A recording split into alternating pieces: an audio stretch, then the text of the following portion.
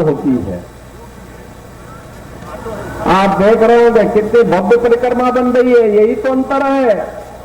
Samajwadi party 84 Kosi की परिक्रमा को रोकती थी, 14 कोसी की परिक्रमा को रोकती थी, पंचकोसी परिक्रमा को रोकती थी। और हमारे समय में ये डबल इंजन की भारतीय जनता पार्टी की सरकार है, ये रोकती नहीं है, ये रोकने वालों को टोकती है और आस्था का सम्मान करते हुए इसके लिए भव्य अवस्थापना सुविधाओं का विकास भी करती है। और इसीलिए तो 84 कोसी परिक्रमा का मार्ग भव्य वन रूप से श्रद्धालुओं की सुविधा के लिए भी और अयोध्या धाम के रिंग रोड के रूप में भी वह काम करेगा। इस रूप में उसका विकास किया जा रहा है। कोई सोचता था भदेश्वरनाथ मंदिर में लाखों श्रद्धालु सावन के महीने में आकर के सरयू मैया से जल ला करके जलाभिषेक करते हैं। कभी भदेश्वरनाथ धाम का पुनरुद्धार हो, सुंदरीकरण का कार्य हो, कोई सोचता नहीं था। तपसी धाम उपेक्षित पड़ा हुआ था। आज ऐसे उत्तर प्रदेश के अंदर लगभग 1500 मंदिरों का पुनरुद्धार का काम संपन्न हो गया है। बहनों और भाइयों, प्रदेश वही, लोग वही, सरकार के चेहरे बदले, परिणाम आने लग गया। पहले जो पैसा कब्रिस्तान की बाउंड्री के नाम पे खर्च होता था, आज भदेश्वरनाथ मंदिर और तपसी धाम मंदिर और मखौड़ा धाम जैसे पवित्र स्थलों के पुनरुद्धार पे खर्च हो रहा है। पहले कब्रिस्तान के नाम पे जो कब्जा होता था, गरीब को सताया जाता था, उजाड़ा जाता था, जिसको वक्फ बोर्ड बोल देता था कि ये कब्रिस्तान है, ये वक्फ की लैंड है। किसी की हिम्मत नहीं होती थी, फिर उसको, उस गरीब को उजाड़ दिया जाता था, उस दलित को, वंचित को उजाड़ दिया जाता था। और उजाड़ने का काम कौन करता था? यही सपाई लोग करते थे। ये सपा, बसपा, कांग्रेस, इनका यही ठेका था, यही करते थे।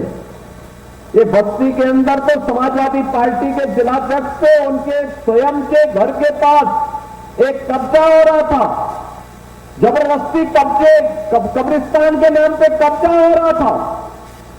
समाजवादी पार्टी की सरकार थी। और एक दिन गोरखपुर आया, मैं गोरखपुर का सांसद था, और गोरखपुर मेरे पास आया, उसने कहा साहब ऐसे जा रहे थे। हमने कहा तुम जिलाध्यक्ष हो, तुम्हारी सरकार है और तुम कब्जे को नहीं रोक पा रहे हो। कहा साहब लखनऊ में बैठे हुए जो लोग हैं ना, इनको केवल और केवल कब्रिस्तान दिखाई देता है, इनको हम जैसे लोग नहीं दिखाई देते। बहनों और भाइयों, फिर मैंने उस समय कार्यकर्ताओं को भेजा था और मैंने कब्रिस्तान के नाम पर जो कब्जा हो रहा था सबको हटवाया था, और सपा के जिलाध्यक्ष को हम लोगों ने उसके जमीन को कब्जा होने से बचवाया था। बहनों और भाइयों, ये अराजकता थी, ये अराजकता थी। ये लोग सुशासन की बात करेंगे, ये लोग आस्था की बात करेंगे। विकास के नाम पे जो डकैती पड़ती थी, योजना कागजों में स्वीकृत होती थी, पैसा डकार दिया जाता था, जमीनी धरातल पर कुछ भी नहीं होता था। हमने तो आपको बताया है ना कि आज भी हम जितनी परियोजनाओं को लेके आए हैं और जिनका लोकार्पण हो रहा है, उनका शिलान्यास हो रहा है, उसके भी पूरी सूची है। 84 कोसी परिक्रमा के बारे में भी हम बता रहे हैं। और अभी मैंने बताया ना, मुख्यमंत्री कंपोजिट विद्यालय, एक कैंपस में प्री प्राइमरी से लेकर के 12वीं तक की शिक्षा, उत्तम शिक्षा का एक केंद्र प्रदेश सरकार के स्तर पर जैसे अटल आवासीय विद्यालय में 6 से लेकर 12वीं तक हम श्रमिकों की बच्चों को पढ़ा रहे हैं, ऐसे ही मुख्यमंत्री कंपोजिट विद्यालय एक मॉडल बनेगा। उस मॉडल को हम प्रस्तुत करने के लिए हरिया में भी आए हैं। हरिया में भी ये बनने जा रहा है। आज भूमि पूजन मैंने किया। एक एक विद्यालय पे 27 से लेकर के 30 करोड़ रुपए खर्च हो रहे हैं। फर्नीचर आएगा, वर्ल्ड क्लास इंफ्रास्ट्रक्चर होगा। विद्यालय का मॉडल कैसे होना चाहिए, उस मॉडल को प्रस्तुत करने का प्रयास।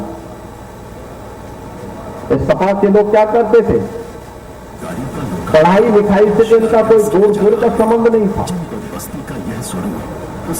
नकल करना ये अपना जन्मसिद्ध अधिकार समझते थे।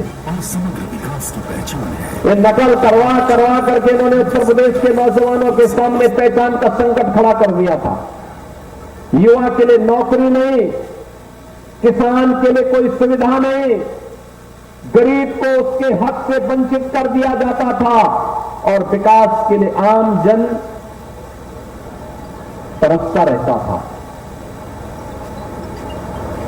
कोई सड़क नहीं, बिजली नदारत रहती थी और बस्ती जिले के अंदर तो बिजली के तार पे लोग कपड़ा सुखाने का काम करते थे। यही तो होता था। भाई कुछ नहीं तो चलो कपड़ा ही सूख जाए, इनको कोई चिंता नहीं थी प्रदेश की। आप गर्मी में तरसते थे, लेकिन सफाई में ला करके लोग मुंबई के फिल्मी कलाकारों का डांस कराते थे। यही तो होता था। सफाई के अलावा कहीं इनको विकास दिखाई नहीं देता था। कहीं विकास होना नहीं, इनके एजेंडे में कहीं नहीं होता था। बहन और भाइयों, ये आस्था की बात कर रहे हैं। कर्ण मंदिर का विवाद भी इन्होंने खड़ा करवाया था। और याद करिए, हम सबकी आस्था की प्रतीक अयोध्या में भगवान राम के मंदिर के निर्माण में भी सबसे बड़ी बाधा यही लोग थे। राम भक्तों पर गोली चलाने वाले लोग हैं, भगवान राम के अस्तित्व पर प्रश्न खड़ा करने वाले लोग हैं और पवित्र हनुमानगढ़ी की सीढ़ियों पर नमाज पढ़ाने वाले लोग हैं। ये लोग हनुमानगढ़ी की सीढ़ियों पर इन्हीं पापियों ने नमाज पढ़वाने का काम किया था। याद करिए, हर धर्मस्थल को विभाजित करने का काम, हर धर्मस्थल को कर्ण मंदिर का विवाद खड़ा कराया, हनुमानगढ़ी में नमाज पढ़वाने का काम किया और अयोध्या में कोई जय श्री राम बोल दे तो लाठी गोली चल देती थी। बहन और भाइयों, ये डराते थे, कहते थे मंदिर बनेगा